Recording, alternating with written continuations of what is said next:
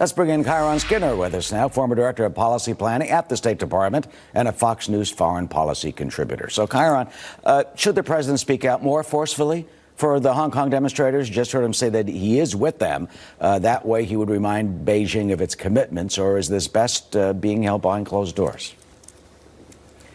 There's no way to keep it behind closed doors because it's such a global event. Watching the pro-democracy protesters in Hong Kong march for their own freedom. But our Congress has spoken with one voice in a near unanimous, in both houses, vote for the Hong Kong Human Rights and Democracy Bill, which really would clamp down on the Hong Kong government if it defies political and economic freedom. So I think the president is put in a situation where he is really in some ways benefiting from his own success. His main benefit or success in foreign policy in terms of domestic U.S. politics has been to bring Americans together around the idea that China is a broad-based problem for the U.S. We see Congress, which can't get along, finally coming together on something extremely important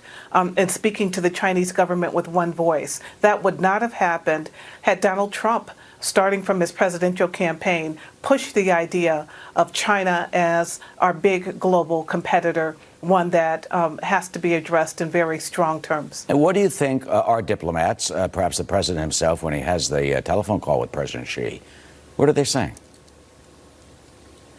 I think they're talking about the fact that phase one of the trade agreement is due in a matter of days, and it has progressed back and forth, but it has progressed despite the fact that there are many disagreements and points of dispute between the U.S. and Chinese, not just on the Hong Kong problem, but on the treatment of the Uyghurs and other Muslims in China, China's global footprint that menaces U.S. interest on the African continent, on the Western Hemisphere.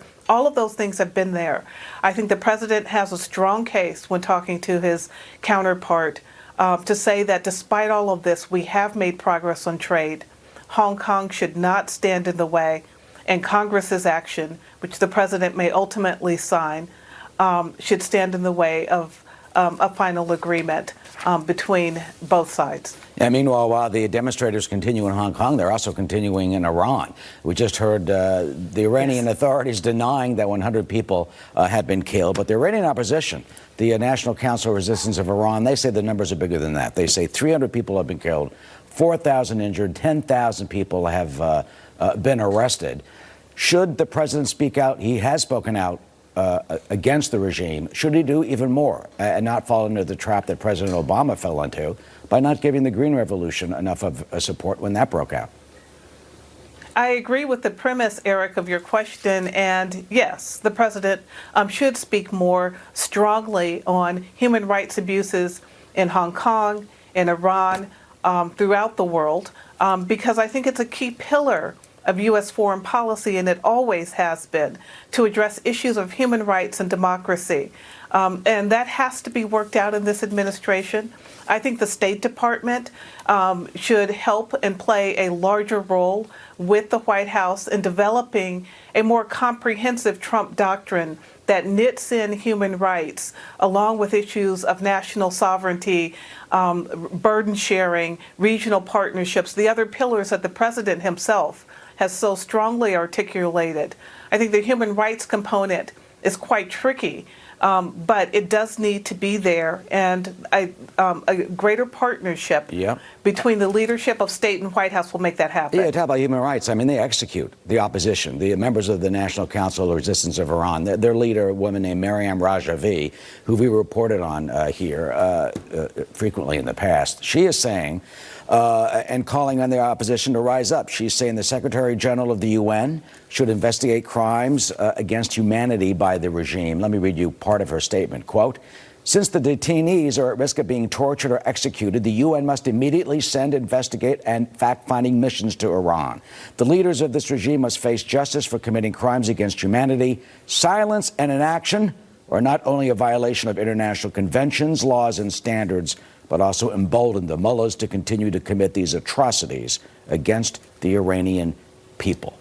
How do we stand up for those against the regime?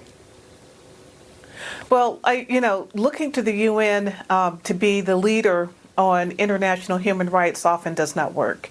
The U.S., when it decides to take the lead on making the charge against the regime, is a formidable global actor. And the president, as the leader of the free world, has the opportunity to address all of these global movements that are happening kind of simultaneously against regimes on human rights issues. In some ways, this feels like the movements of the 1960s happening around the globe at the same time. And it can't happen without the United States because, for better or worse, we are the world's most fully functioning multi-ethnic democracy. For all of our problems, we have credibility in the human rights and democracy space that few countries have, partly because we show our flaws publicly. So the U.S. president, through the Oval Office, can have a huge impact on both pressuring regimes that oppress people and providing inspiration for those within society who are fighting for justice and their basic rights. And that is the American ideal that has been spread around the globe. Kiron Skinner, as always. Absolutely. Thank you. Of course. And we'll be right back.